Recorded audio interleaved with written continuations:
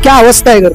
हमारे साथ काका है तो हमारा घर बच जाएगा, मुझे बहुत अच्छे से यकीन है। महाराष्ट्र के मुख्यमंत्री एकनाथ शिंदे जी, मैं आपसे हाथ जोड़ती हूँ, रिक्वेस्ट करती हूँ कि प्लीज हमारा घर मत तोड़ना, और अगर आप लोग तोड़ने के लिए आओगे तो हम सब मर जाएंगे, पर हम घर नहीं तोड़ने देंगे।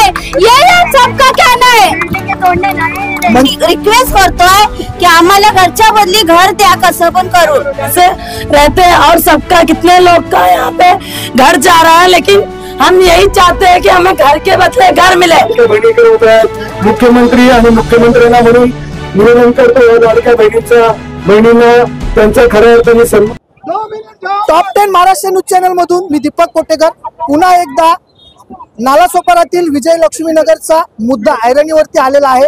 काही दिवसांपूर्वी वसई विरार शहर महानगरपालिकेने विजयलक्ष्मी नगर मध्ये तोडक कारवाईची नोटीस लावली। आज आपण जर पाहिलं तर आगरी सेनेच्या सोबत आज ही लोक रस्त्यावरती उतरलेले आहेत। 1 तारखेला यांच्यावरती तोडक कारवाई होणार, जाणून आता आगरी सेना रस्त्यावरती उतरलेली आहे, लोक आक्रमक झालेले, जाणून घेऊया। ताई काय सांगाल, तुमचं घर आता तुमच्या घरावरचं छत जाणार असं असताना आगरी सेनेने तुम्हाला मदत केली, काय सांगाल? इथे उभे राहायचं, बोला। मदत केली, करणार आणि करायला पाहिजे, कारण आमच्या अग्रवालच्या बिल्डिंगी तुटल्या नाही पाहिजे। रोडवर कुठे जाणार, घराच्या बदली घर भी पाहिजे। हमारे साथ काका है तो हमारा घर बच जाएगा, मुझे बहुत अच्छे से यकीन है, और मैं चाहूंगी हमारा घर बच जाएगा। और अगर किसी ने, महाराष्ट्र के मुख्यमंत्री एकनाथ शिंदे जी, मैं आपसे हाथ जोड़ती हूँ, रिक्वेस्ट करती हूँ कि प्लीज हमारा घर मत तोड़ना, और अगर आप लोग तोड़ने के लिए आओगे तो हम सब मर जाएंगे, पर हम घर नहीं तोड़ने देंगे। यही हम सबका कहना है।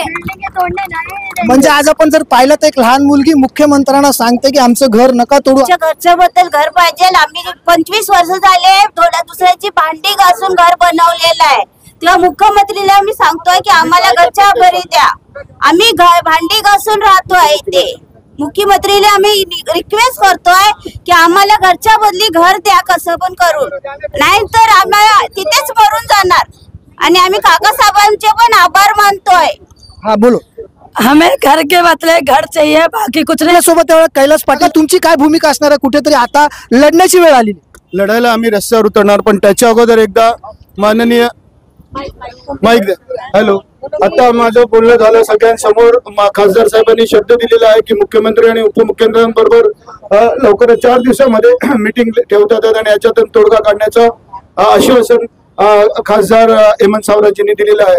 मी माझ्या हे जे सगळे लोक आहेत ते हाताच्या बोटावर पैसे कमवतात, कोण चिंपीचं काम करतंय, कोण कामाला आहेत, कोण घरकडी आहे, म्हणजे लोकांकडे धुणी भांडी करतात, कोण 2-5 हजाराच्या नोकऱ्या करतात, अशी सगळी लोक आहेत, एकदम लोअर क्लास मधली लोक आहेत। जर खरोखरच तुम्ही आता नवीन योजना आणलेली आहे, बहीण योजनाची, लाडकी बहीण योजना आली आहे, पण तुमच्या सगळ्या लाडक्या बहिणीकडे उभ्या आहेत। मुख्यमंत्री आणि मुख्यमंत्र्यांना म्हणून निवेदन करतो या लाडक्या बहिणींना त्यांचा खऱ्या अर्थाने सन्मान द्या, त्यांचं घर वाचवा, एवढंच मी आगरी सेनेच्या सगळ्या पदाधिकाऱ्यांतर्फे आपल्याला निवेदन करतो। आणि आपण लवकरात लवकर मीटिंग लावाल खासदारांना आणि आमच्या एका या सगळ्या सोसायटीच्या डेलिगेशनला बोलून घ्याल आणि आमच्या दृष्टिकोनातून जे व्हायचं चांगलं कराल, यात आम्हाला काही दुमत वाटत नाहीये।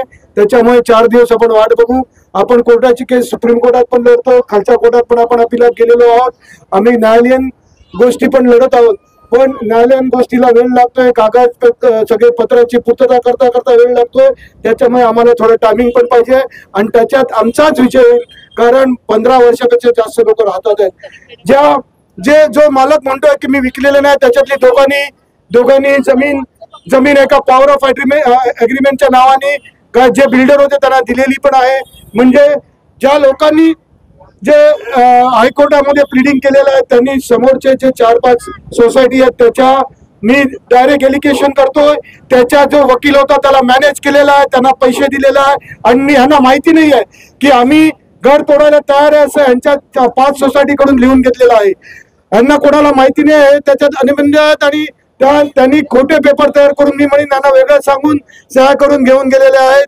कोण स्वतःचं घर तोडून देणार नाही. आणि अशा प्रकारे काही लोक पैशासाठी या गोरगरिबांना रस्त्यावरून काढण्याचं षडयंत्र रचत आहेत.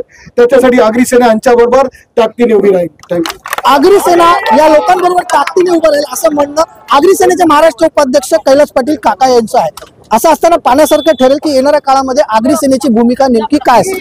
आपल्याला या सर्व विषय काय वाटतं कमेंटच्या माध्यमातून आपली प्रतिक्रिया आम्हाला नक्कीच कळवा. Top 10 Maharashtra news Vasai Virar.